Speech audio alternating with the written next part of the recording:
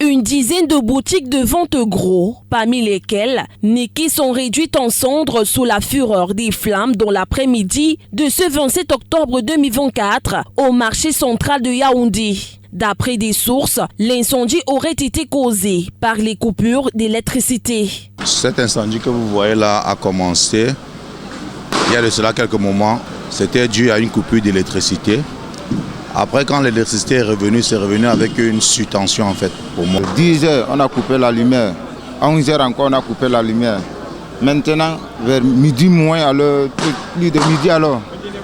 On commence alors, on va le faire. Les commerçants impuissants assistent à la destruction de leurs biens, tandis que d'autres essayent de sauver ce qui peut encore l'être jusqu'à l'arrivée des sapeurs-pompiers, qui déploient tous les moyens nécessaires pour maîtriser les flammes.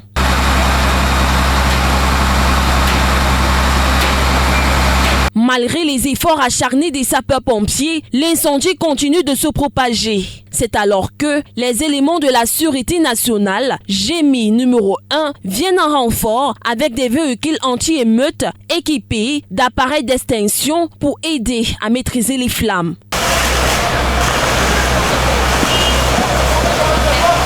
Les forces de maintien de l'ordre dépêchées sur les lieux assurent la sécurité des citoyens afin de prévenir tout incident supplémentaire.